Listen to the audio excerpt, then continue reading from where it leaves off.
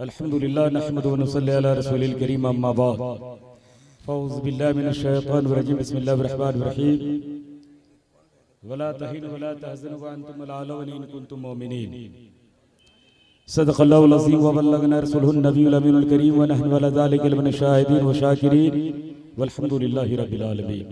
जब से दिल में ग़म-ए अहमद को बसा रखा, सिलसिला हमने मदीने से मिला रखा। हम आते हैं, आएंगे, आते ही होंगे, बस यही सोचकर दीवानों ने महफिल को सजा रखा। एक आदमी ने इतना बड़ा जलसा करके दुनिया वाले को पैगाम दे दिया, ऐ दुनिया वाले सुनो, रात आती है, आती रहेगी, लेकिन कुछ रात आती है सोने के लिए, कुछ रात आती है बिगड़ा मुकद्दर जगाने के लिए। इसलिए आप यहाँ बैठे हो, आपका मुकद्दर सवर रहा है। ये जन्नत की क्यारी है और ये महफिल में आया नहीं जाता, बुलाया जाता है, और जब बुलाया जाता है तो नवाजा भी जाता है। आपने शहनवाज हसन को बुलाया और आपने नवाजा भी। आप हमारे नकीबे इनकलाब जमाल अख्तर साहब को बुलाया, आपने नवाजा भी। तो जब हम बुलाते हैं तो नवाजते हैं। जमशेद बाबू ने मेहमान को बुलाया, नवाजा, और जब जाएंगे तो नवाजेंगे। समझ में आ गया? जब दुनियादार बुलाता है तो नवाजता है, तो मदीने के ताजदार ने आपको बुलाया है, क्या आप बगैर नवाजे छोड़ेंगे? हम यार नबी की मोहब्बत में बोलो नहीं या रसूल अल्लाह। नबी के नाम पे पत्थर, सुभान अल्लाह। नबी के नाम पे पत्थर बोलता है, नबी के नाम पे दरिया बोलता है, समंदर बोलता है, कहकशां बोलता है। हम कैसा पत्थर है कि बोलने के नाम नहीं लेते। आज नारा लगाया जाता पोस्टर में, आपने देखा, कटोगे तो बटोगे तो कटोगे। हालांकि ये नारा हमको लगाना चाहिए था। कुरान कहता वला तहिनु वला तहज़नु, तुम खौफ न खाओ, डर न खाओ, तुम खुदा के हो, खुदा के सारे बंदे तुम्हारे होंगे, सारी ताकतें तेरे कदमों पे निसार होगी। लेकिन हमने खुदा को भूल बैठा, दुनिया हम पर मुसल्लत हो गई। आज जो वतन परस्ती होने का दावा भरते हैं, दम भरते हैं, उसे अख्तर रजा चतुर्वेदी चैलेंज करता है। सुनो, भगत सिंह को फांसी के फंदे पर चढ़ाने वाला कोई और नहीं था, ये आरएसएस के दलाल था जिसने भगत सिंह को फांसी के फंदे पे चढ़ाया है। और जो भगत सिंह की हिमायत में केस लड़ा था, उस वकील का नाम जानते हो? किफायत अली खान है।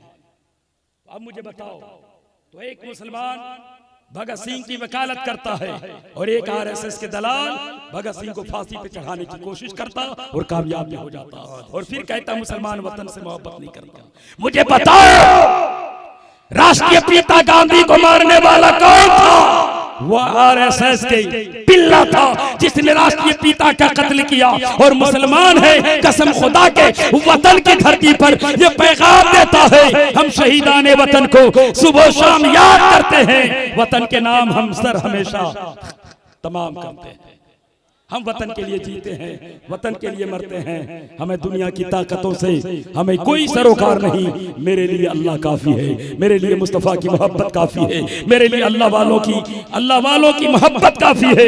इसलिए दुनिया वालों, कोई अगर डराए, कोई धमकाए, तो मेरा दिल ऐसा नहीं कि हम किसी के डर में डर जाए, किसी के डराने से डर जाए, क्योंकि दुनिया की सारी ताकतें एक तरफ हो, मेरे खुदा की ताकत के सामने मुकाबला नहीं कर सकता। इसलिए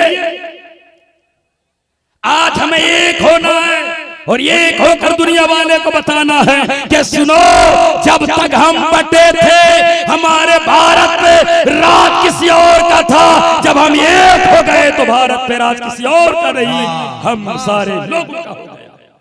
भारत में हक सबका बराबर है। वला तहिनु वला तहज़नु व अंतुम अल-अ'लौना। रब ने कुरान मुकद्दस में ऐलान कर दिया, तुम जब मुत्तहिद हो जाओगे, कामयाबी तुम्हारे कदमों को चूमेगी, तुम्हारे कदम के नीचे कामयाबी होगी। जमाने में ताकत नहीं होगी कोई किसी को नजर से देखे। इतना बड़ा जलसा और 12 बजने के बाद मजमा में इंतशार बिखर गया है। यकीनन मेरे भाई, ये हमारी ईमान की कमजोरी है। कोई एक संथाल अगर डुगडुगी बजा दे, ढोलक बजा दे, बारिश होती रहेगी, संथाल भागेगा नहीं। ये मुसलमान नबी के इश्क का चाय भी पिलाया जा रहा है, खाना भी खिलाया जा रहा है, तब भी मुसलमान नबी की बात सुनने के लिए क्या कहने नजर नहीं आ रहे हैं, दूर भागे जा रहे हैं। आपकी ईमान की कमजोरी है, ईमान का जायजा लो।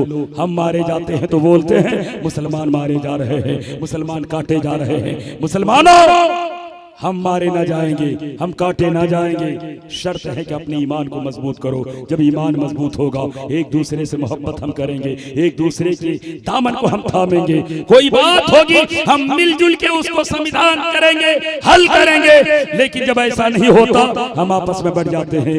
रब की बार में दुआ करता हूँ, मेरे मौला इतना बड़ा जलसा जिसने किया है, जो मकसद है दिल में, अल्लाह मकसद को कामयाब फरमाए। एक बहुत बड़े शायर हमारी स्टेज पर दानिश रजा मरकजी, जिनकी आवाज सुनेंगे तो आप कि दिल के अंदर एक तहलका मचेगा। दिल मैं इमाम साहब से गुजारिश करूंगा जितनी जल्द हो सके अल्लामा डॉक्टर शहरियार साहब किल्ला को लाएं, मेंबर शरीफ तक कम से कम पहुंचाएं।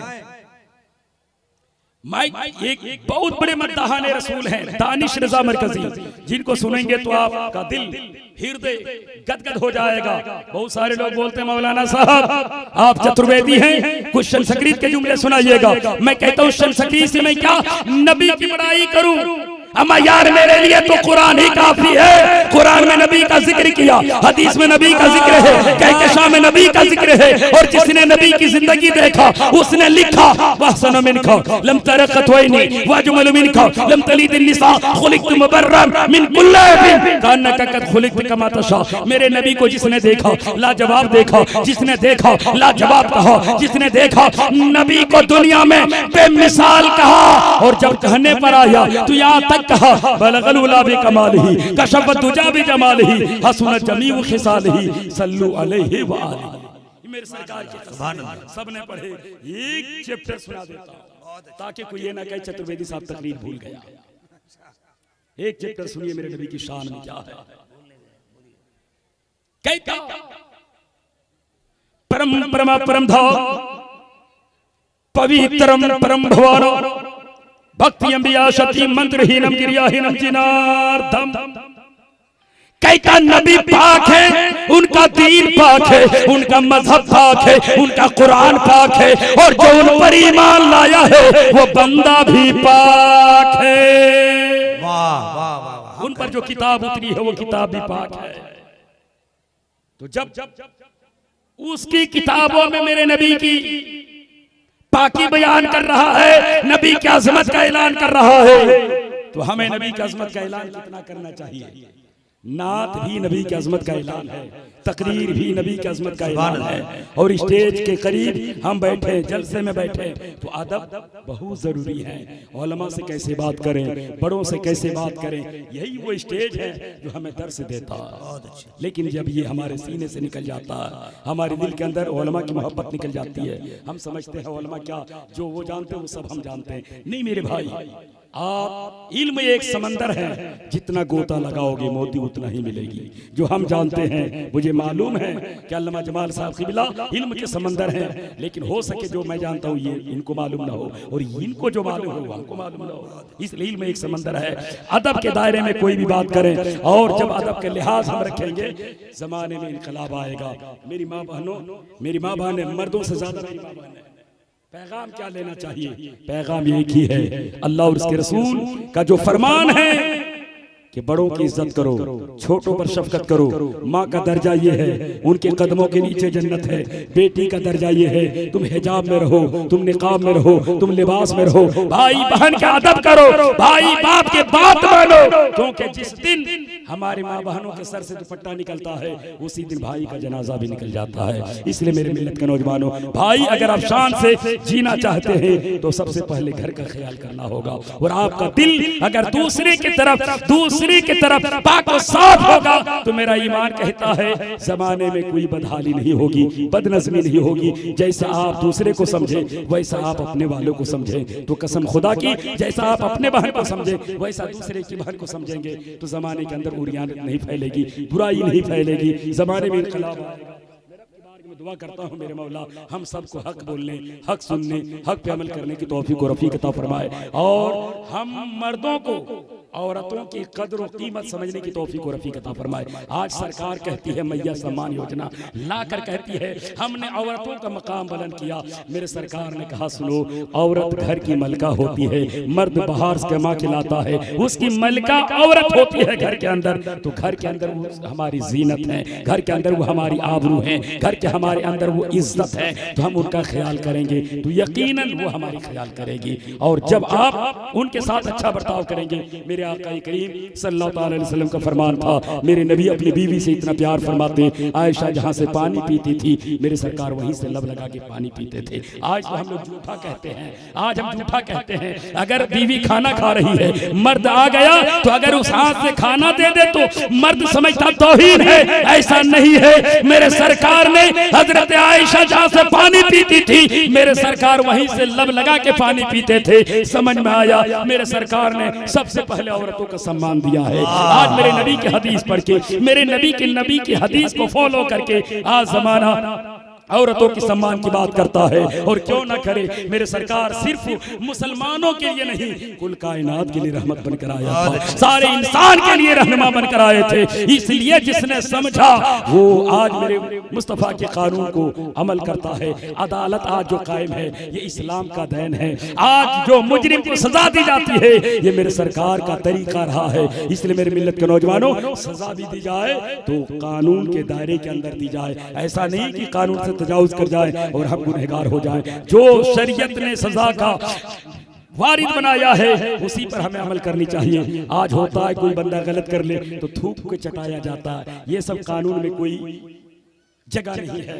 गलती सबसे बड़ी है, वो गलती को दिल से माने और गलती का एहसास जब बंदे के अंदर हो जाता है तो बंदा फिर गलत करने के लिए कदम आगे नहीं बढ़ाएगा। तो सजा ऐसी दे कि उसकी घर वाले को भी, उस समाज वाले को भी ऐसा ना लगे कि समाज हमें जो दंडवत कर रही है वो दंडवत हमारे कानून के खिलाफ है। वरना बंदा जब लीडर हो जाता है तो बंदा बर्बाद हो जाता है। इसलिए हमें किसी को लीडर भी नहीं बनाना, किसी को बहुत ज्यादा छूट भी नहीं छोड़ना है। हमें शरीयत के दायरे में कोई भी काम करना है, शरीयत के दायरे में रह के बात करनी है। अल्लाह और उसके रसूल की बारगाह में दुआ करता हूँ मेरे मौला इस जलसे में आने वाले सारे हाज़रीन की हाज़िरी को कबूल फरमाए।